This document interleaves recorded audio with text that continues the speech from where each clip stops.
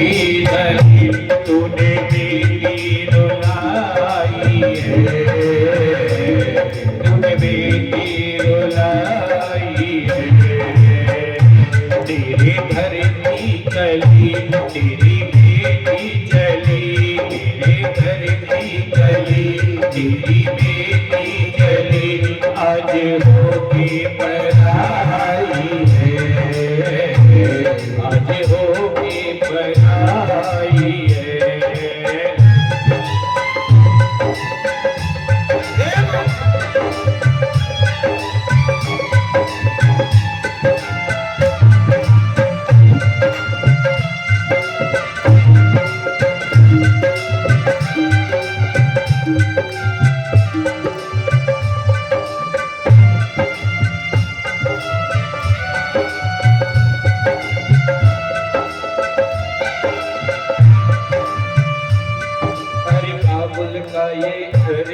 बाबुल का घर छोड़ बेटी पिया के घर चली, बाबुल का घर छोड़ के बेटी पिया के घर चली। ये कैसी घड़ी आई है, मिलने है जब आई है। ये कैसी घड़ी आई है, मिलने जुदाई है। ये कैसी घड़ी आई है, मिलने है जो आई है। ये कैसी घड़ी आई है, मिलने जुदाई है। जिस समय बेटी जाती है, बताओ ना इस संसार में सबसे बड़ा गरीब कौन है? बताएगा? इस धरती पर संसार में सबसे बड़ा गरीब कौन है? एक नारी जाति की बेटी। कैसे? जन्म लिया बाप और भैयाओं के बंधन में रहे। सोचा था कि विवाह हो जाएगा तो पति के अच्छे सुख में रखेगा। क्या पति अच्छा रखेगा? पहुंच गई ससुराल, वहां सास ससुर खतरनाक मिल गए। दहेज के लिए बिटिया को तड़पाते रहे। फिर भी तब सब्र किया कि बच्चे हो जाएंगे तो शायद मुझे सुख मिलेगा, लेकिन बच्चे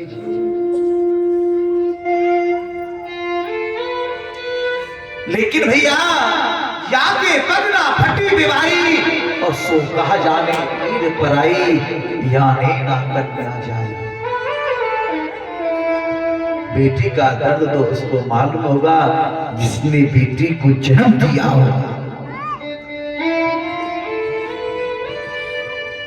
आज पूरे जनकपुरवासी लाभ कर रहे हैं, रो रहे हैं।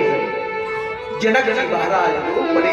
दशरथ ने गले से लगाया, कहा ए जनक जी महाराज, ये मेरी बेटी है, आपने जन्म जरूर दिया है, मानता हूं। एक बात बोलूं साहब, वो बाप अपने आंसू नहीं दिखाता है। गौर करना, जिस समय उसकी बेटी जाती है ना पैदा होकर के, वो एक कोने में खड़ा होकर के छुपके से रोता है। एक कोने में खड़ा होकर के छुपके से रोता है वो बाप।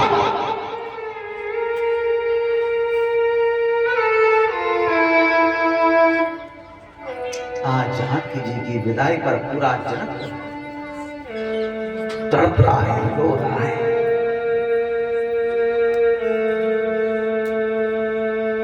वहां से विदा होकर के चल दिए।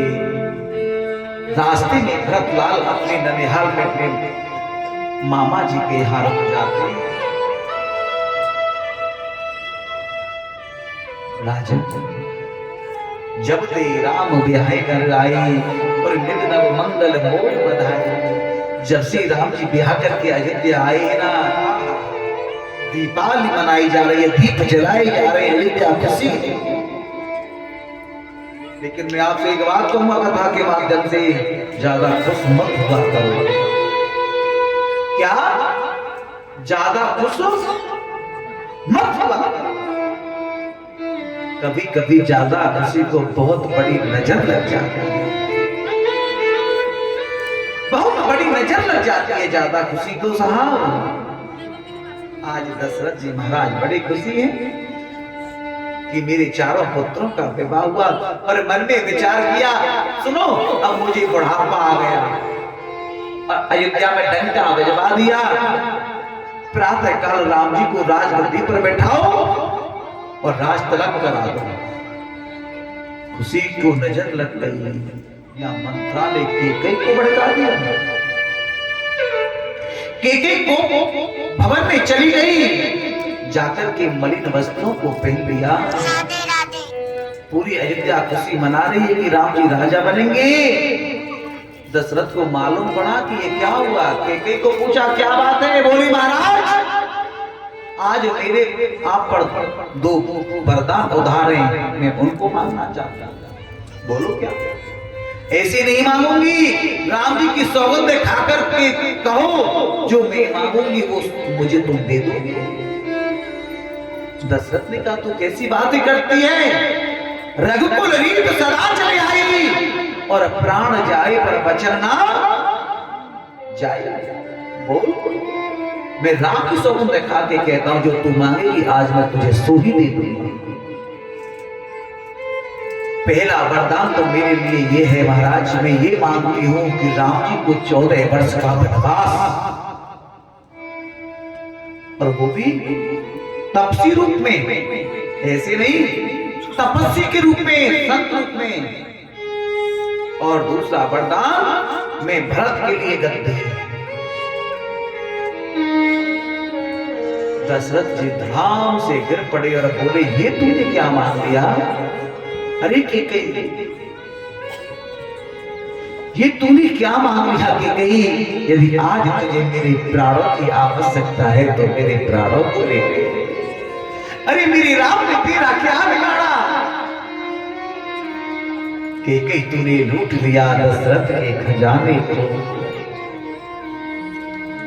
तो ये क्या था। अरे तू भरत के लिए राज्य ले, लेकिन मेरे राम के लिए राम को वनवास मांगे। यही बात जब राम जी को मालूम पड़ी, राम जी ने दशरथ जी से कहा तुम चिंता न करो। लक्ष्मण लाल चलने को तैयार हो गए, जानकी जी जाने लगी। जानकी जी से मना किया कि सुनो वहां बड़े बड़े जीव हंस रहते हैं, लेकिन तुम एक राजा के पुत्र बंधु हो, राजकुमारी हो, तुम यहाँ बताया कि पत्नी को ना सास ससुर की सेवा करनी चाहिए। लेकिन जानकी जी ने कहा महाराज मैं तुम यदि वन में रहोगे तो मैं महलों में रहूंगी। जल बिन देखी नदी बिन नारी, और जैसे ही नाथ पुरुष हुए ना नारी, जिस नदी में जल नहीं होता वो नदी कैसी लगती है साहब। और जिसके जीवन में जिस स्त्री का पुरुष नहीं रहता तो वो स्त्री कैसी लगती है साहब। मैं नहीं रहूंगा, चल जाइए।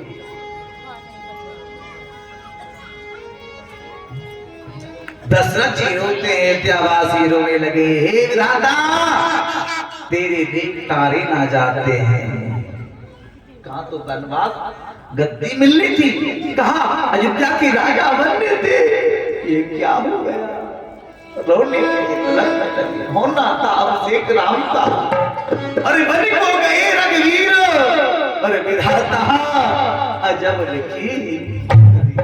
विधाता अजब लिखी तकदीर, विधाता अजब लिखी तकदीर। अरे होना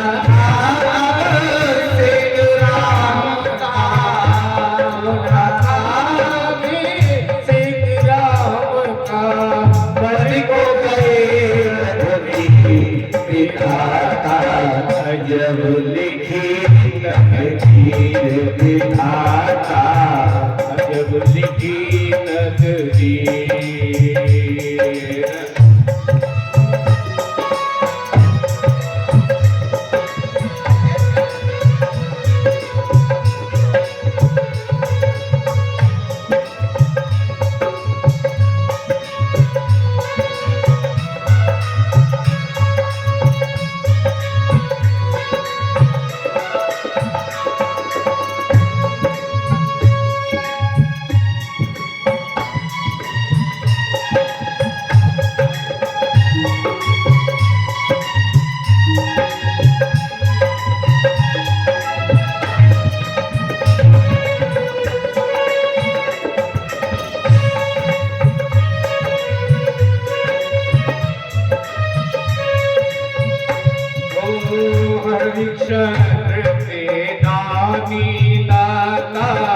खाली न कोई द्वार से जाता, हरिश्चंद्र से नानी दाता।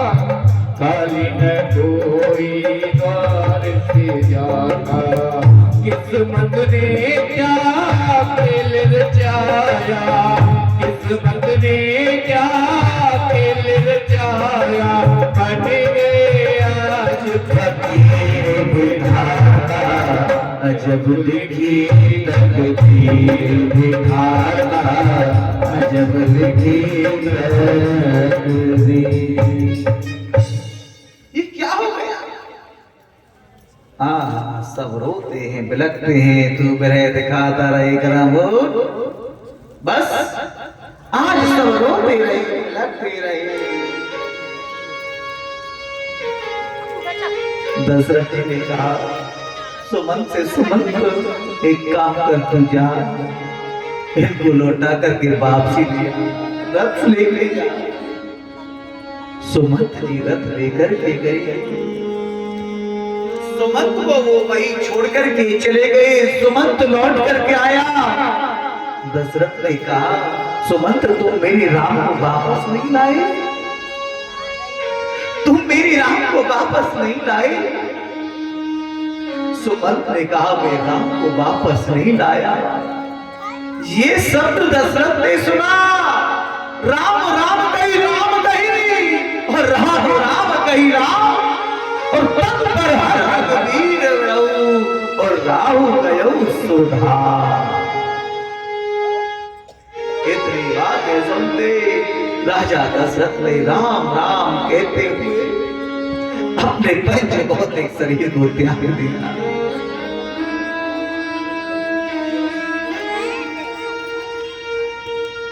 यही बात जब भरतलाल को मालूम, भरतलाल को सूचना मिली, भरतलाल आए।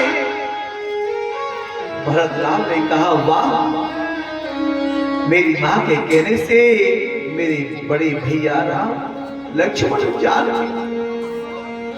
वन को चले गए, पिताजी दुनिया से ही चले गए। भरत कहने लगे, मैं तुझे कैसे कह दूं, तू मेरी मां कहलाने योग्य है। एक बात बता, जब तूने राम के लिए वनवास मांगा, क्या तेरी जीभ कटकट के नीचे नहीं आई, तेरे हाथ नहीं कांपे, कि तेरी आंखों से देखना बंद नहीं हुआ जब तूने मेरे राम वन को जाते देखे। दशरथ जी के शरीर को, पंचभौतिक शरीर को तेलानी में डुबो के रख दिया। रास्ते में चलते चलते गंगा पार जाना है तो केवट से राम का बेल्ला हुआ, गंगा पार किया। केवट ने कहा, प्रभु मेरी एक इच्छा है, तुम्हारे चरणों को धो लूं। मैंने सुना है एक पत्थर से तुम्हारे पैर छू गई तो उसकी नारी बन गई। मेरी तो काट की नाम है, इसमें आप चढ़ोगे तो इसका नारी बन गया, तो मैं कैसे खाऊंगा कमाऊंगा। आज वही केवट मेरे प्रभु के इस बहाने से चरणों को धोता है। गंगा पार किया, भगवान उत्तराई दे रहे, तो केवट ने कहा, प्रभु नाई से ना नाई ले और धोबी से ना धोबी। प्रभु अरे मेरी तुम्हारी जात एक ही है, मैंने तुमको यहां पार कर दिया, पर मुझे तुम वहां पार कर देना जब मैं तुम्हारे यहाँ आऊं। चलती रही, आकर के पहुंची। महाराज बहुत सुंदर कथा है, बताओ मैं राम कथा कैसे, राम कथा होती है 9 दिन की, भागवत होती है हमारा 7 दिन की। अब मैं राम कथा को कहां तक लेके चलो इसमें बताओ। अब मुझे ये भी डर है तुम भागोगे। हाँ सच्ची बताओगे, ऊपर को हाथ करके बताओ सबसे पहले कौन भागेगा। बोलो। हाँ नहीं जाओगे, कथा चलने दे। एक पाटल जी हो, ले जा रहे हो बता रहे, ठीक है हम समझ रहे हैं सब, पर अब की बार तुम हमको मत देखो, हम तुमको देख रहे हैं, ठीक है। हाँ कोई दिक्कत नहीं है।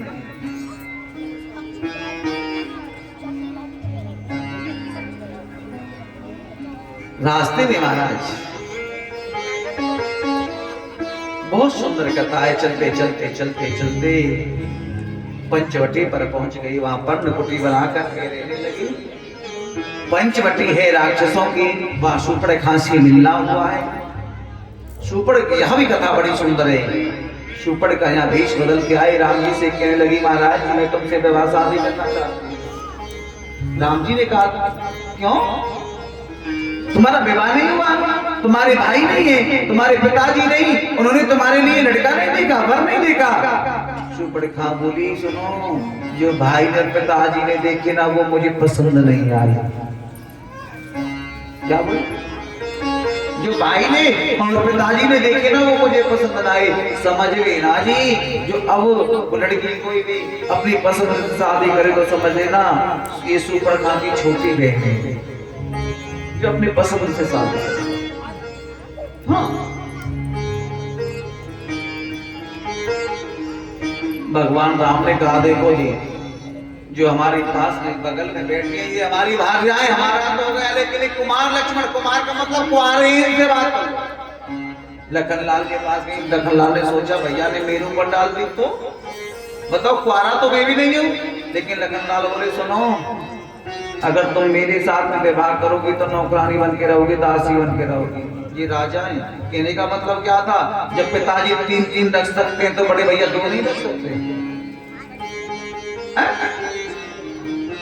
सुपड़ खां ने कहा कभी मुझे इधर कभी इधर कभी उधर भगा रहे हो, मैंने तुम्हें सीता को नहीं छोड़ूंगी। राक्षसी रूप धारण किया, सीता को मारने के खाने के लिए दौड़ी। आकर के लखनलाल ने नाक दौड़ी दौड़ी मेरे काट रही दौड़ी दौड़ी रावण के पास गई। भैया पंचवटी पे 2 राजकुमार आए हैं, सुंदर सी नारी है, उन्होंने मेरे नाक कान काट दिए। रावण ने विचार किया 2 राजकुमार थे, वही तो नहीं आ गए जिनका मुझे इंतजार है। लेकिन रावण ने भी कहा खरदूषण जाके देख।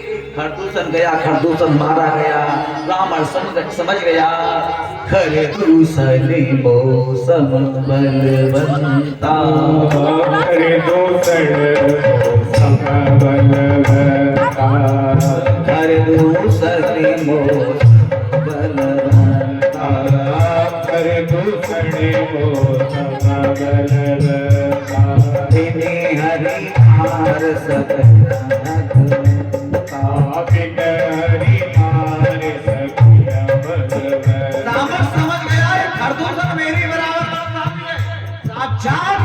आ गए मेरे नारायण। अब मुझे कोई दिक्कत नहीं है महाराज, लड़ाई प्रारंभ हो रही है। लखनलाल को लगती लगी हनुमान जी से मिलना हुआ, संजीवन बूटी लेकर के आए, लंका में जानकी जी की खोज लगाई, मेघनाद मारा गया, कुंभकर्ण मारा गया और विभीषण से मिलना हो गया। किससे किससे मिलना हुआ भैया, विभीषण से मिलना। इधर महाराज बहुत घमासान युद्ध हुआ है, राम और रावण का। रावण मारा गया, रावण मारा गया। लेकिन रावण ने एक ही बात कही, रावण से ध्यान से सुनना, ध्यान देना। क्या कहा, राम जी को बुला करके रावण ने कहा राम मैं आपसे एक बात कहना चाहता हूं। क्या, देख राम तू मेरी बराबर बलशाली नहीं है और तू मेरी बराबर विद्वान भी नहीं। एक बात बोलूंगा, हर दशहरा पे रावण देखते हो कुत्ता हुआ, वो तो मर गया, जब मर गया घर घर में रावण पैदा हो रहे हैं, इनको फूंको ना। अरे अब इन रावणों को फूंको जो घर घर में पैदा हो रहे हैं।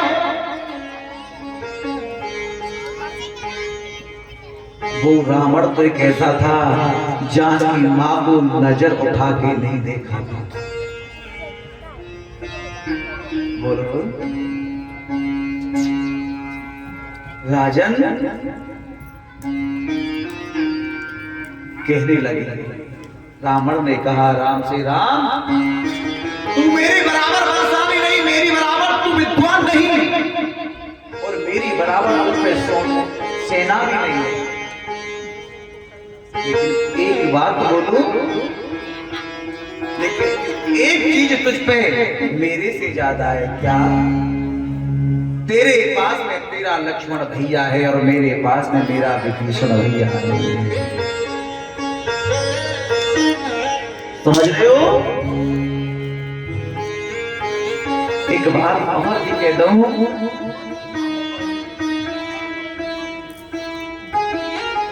दोस्त श्याम डसे तो दोस्त बचा ले। अगर श्याम डस जाए, सर्प डस जाए तो कौन बचा देगा? दोस्त बचा ले। और दोस्त डसे तो कौन बचावे? घर का भेदी लंका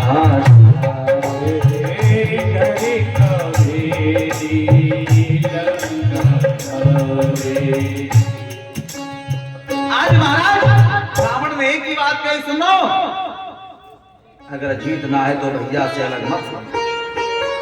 आज जानकी जी को लेकर के आए, किसी भगवान बोले सेना से, सुनो कुछ मांगो, तूने मेरे साथ बहुत तपस्या की है। किसी ने भक्ति मांगी, किसी ने शक्ति मांगी, किसी ने श्रद्धा मांगी, किसी ने भाव मांगा।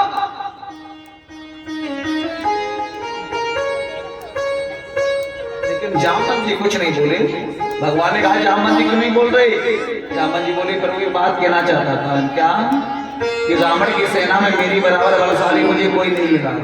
मेरी एक इच्छा है, पूर्ति कर दो। क्या क्या? भगवान की मैं आपसे दो दो हाथ करके देखूं तो सही मेरे रघुवर में कितना बल है। भगवान बोले इस अवतार में नहीं, कृष्ण अवतार में करो। क्यों? बहुत बड़ा अनर्थ हो जाएगा। बाप और बेटे के हाथ मिल जाए ना ऐसे करके, समझ लेना कल ठुक के आ गया। राजा प्रजा की हो जाएगा, समझ लेना महाराज। और तो और गुरु और शिष्य, समझ लेना। एक बात बोलूंगा, समझ लेना कथा के माध्यम से। एक बार प्रेम से बोलो राधे राधे। मैं तो कहता था कि कभी गुरु के सामने नजर मिला के बात नहीं करनी चाहिए, लेकिन एक शिक्षा दे दूं, मान जाए तो चलो बात तो कर लो, अच्छी बात है। लेकिन आजकल ना गुरु को उंगली दिखा के बात की जाती है। बाकी हमारी शिकायत है, तुम तो सुनो, तुम ऐसे करो, तुम ऐसे करो। ये कलयुग का प्रभाव है, दोस्त तुम्हारा नहीं है, दोस्त तुम्हारा नहीं है। भगवान ने कहा ये इच्छा तेरी कृष्ण अवतार में कर दूंगा, तू चिंता ना कर। अयोध्या में आई और सभी ने दीप जलाए। उसी दिन से दीप जलाए, उसी दिन से दीप जलाए तो दीपावली मनाई और अयोध्यावासी बड़े खुश हुए। मेरी झोपड़ी के भाग्य आज खुल जाएंगे, राम आएंगे। मेरी झोपड़ी के भाग्य आज खुल जाएंगे, राम आएंगे। मेरी झोपड़ी के भाग्य आज खुले जाएंगे, राम आएंगे। मेरी झोपड़ी के भाग्य आज खुले जाएंगे, राम आएंगे। राम आएंगे, आएंगे, राम आएंगे, राम आएंगे, आएंगे, राम आएंगे। मेरी झोपड़ी के भाग्य आज खुले जाएंगे, राम आएंगे। मेरी झोपड़ी के भाग्य आज खुले जाएंगे, राम आएंगे। जय हो।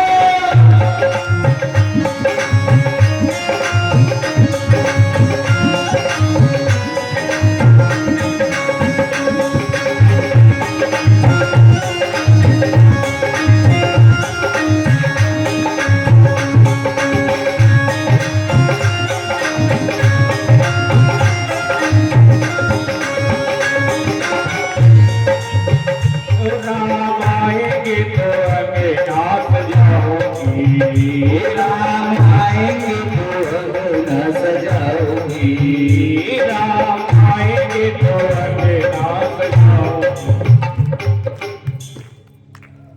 एक बार तुम अंगना तो का सजाए के अपने मन ही सजा लेते रहे। तुम्हारे मुंह में ते निकल ना रहे, हाथ उठ ना रहे, तो कैसे तुम्हारे घर राम आ जाएंगे? राम की तो चलेगा, सच्ची बताऊं तुम्हारे घर में तो बिच्छू भी ना आए। हाँ बोलो बताओ, आ जाएंगे? तुम बताओ पहले बोलो, आ जाएंगे ना? आएंगे ना? सच बोलो, इस बात से आ जाएंगे?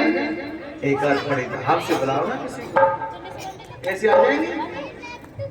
हो राम आएंगे तो हमें नाथ जाओगी, राम आएंगे तो आगे न सजाओगी, दीप जला के दिवाली में बनाओगी, दीप जला के दिवाली बनाओगी। मेरे जन्मों की बात सब लेके जाएंगे, राम आएंगे। आज कट जाएंगे, राम आएंगे, राम आएंगे, आएंगे, राम आएंगे। राम आएंगे, आएंगे, राम आएंगे, राम आएंगे, आएंगे, राम आएंगे। राम आएंगे, आएंगे, राम आएंगे। मेरी झोपड़ी के भाग्य आज खुले जाएंगे, राम आएंगे। झोपड़ी के भाग आज खुले जाएंगे, राम आएंगे।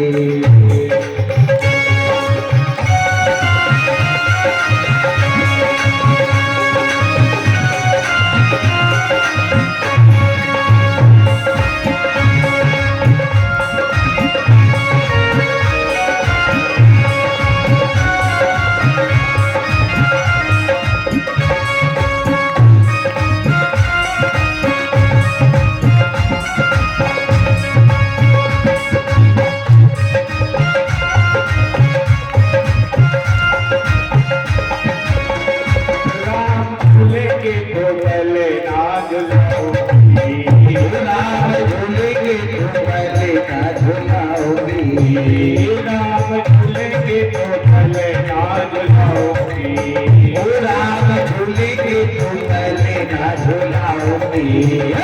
मीठे मीठे उन्हें भजन सुनाओगी, मीठे मीठे भजन सुनाओगी।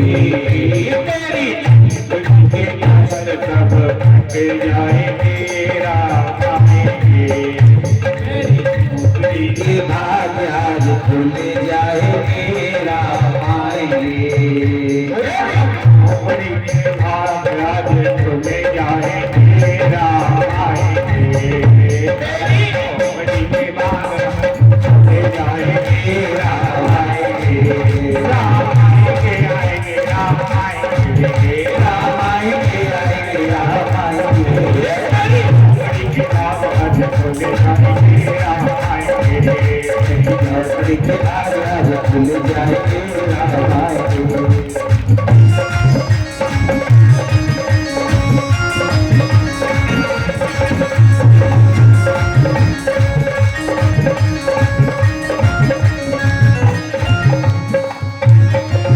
तेरी झोपड़ी के भाग आज खुल जाएंगे।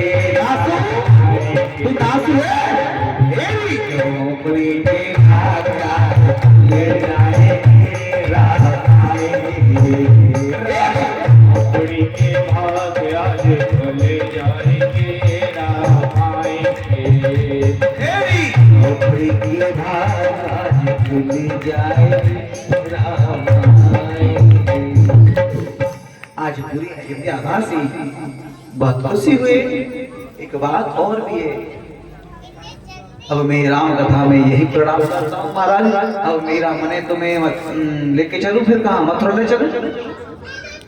अब मैं आपको लेके चलूंगा कृष्ण जन्म की ओर।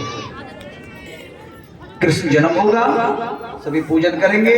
और जो कल की कथा है, कल की कथा है मेरे भगवान श्री कृष्ण की बाल लीलाएं और नंदोत्सव। क्या होगा? नंदोत्सव, भगवान की बाल लीलाएं होंगी। अरे मेरो मने की ब्रज भाषा में भी कथा होगी शायद, ठीक है। और कल सायकालीन में, आज तो मैं छोड़ दूंगा भैया, ले जाके मथुरा वृंदावन गोकुल में कहीं ना कहीं नहीं घूमते रहिए, ठीक है। कल फिर ब्रजमंडल के दर्शन करा तो लेके आऊंगा, तो मैं गिरिराज में पटक दूंगा लाके। महापरिक्रमा में पड़े रहिए आराम से, है ना। मानसी गंगा में हाँ स्नान करियो और परिक्रमा लगा करियो, थक जा वहीं बैठ जाइयो। वैसे ना पटक रो तुम्हें मैं वो बोलो तो मैं चले तो जाओ ना, पहले तक तो 2-4 ना लगेगी या क्या है। तो फिर कल गिरिराज जी में चलेंगे भैया, समझ गए। तो गिरिराज बाबा को भोग लगाएंगे, गिरिराज जी की परिक्रमा देंगे, मानसी गंगा में स्नान करेंगे, ठीक है। गिरिराज बाबा को जो भोग लगेगो, वो लगेगो तुम्हारी मनपसंद है कचौड़ी, ठीक है। कढ़ी चावल बाजरो, पुआ पूरी कचौड़ी, रसमलाई, मीठी पकौड़ी, समोसा, पापड़, भुजिया, रसगुल्ला और नमकीन, शक्कर पारे, दाल बाटी चूरमा, दाल चावल, कढ़ी चावल, ठीक है। तुमने इसको काला यहाँ खावे गुनाया ना, कौन सोच रही हो मैं लिस्ट बना के दे रहा हूँ यहाँ मिलेगो। हाँ कौन ज्यादा घुट करके सुन रही हो, ये भोग लगेगो तुम ले आएंगे तो हम पे मत देखियो, हम कचना लाए अपने यहाँ पे। हाँ खाली आता है हम तो, अरे ढोलक मार लाए हो, ढोलक में धर के तुम पतो ना आया, पूछ लियो साहब, ठीक है। ये लेके आइयो कल। और एक बात और पता है तुम्हें, ठीक है, राज बाबा की पूजा करने तरफ परिक्रमा देने के कहा मिले, कहा मिले, कहा मिले, कहा मिले, बताओ कहा हुए।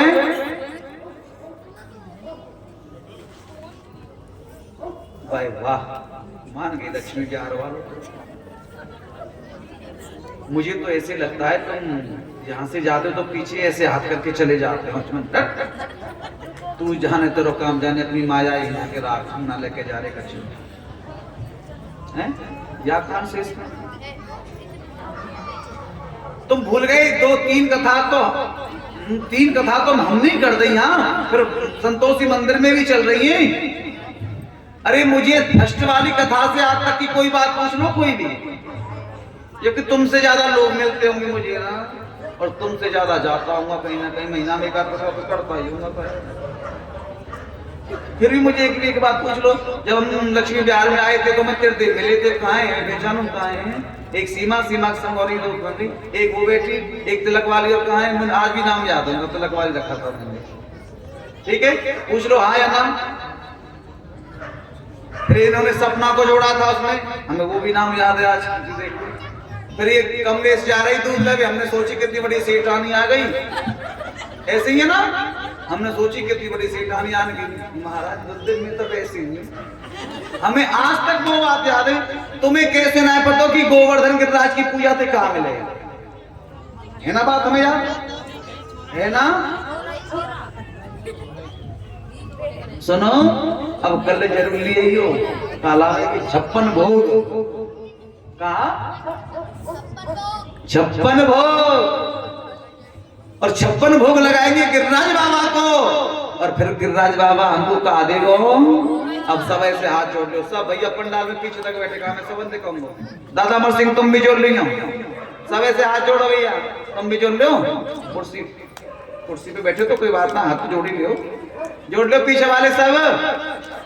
अम्मा जोड़ ले मेरे केले तो जोड़ ले, कोई बात नहीं। अगर मेरे केले तो ना जोड़ ले तो उनकी देख के जोड़ ले। बोलो हे गोवर्धन, बोलो भी हाथ जोड़ के बोलो हे गोवर्धन, जोड़ते बोलो ने का बात तो चली जाए। हे गोवर्धन तू बड़ो तोते बड़ो ना कोई, जो तेरी पूजा करे बाकी छोरा ही छोरा हो। बोल गोवर्धन नाथ की, गिरिराज धरण की। अब मैं चलता हूं तुम बोलेंगे कहां, जहां देखो वसुदेव के पुत्र है कंस।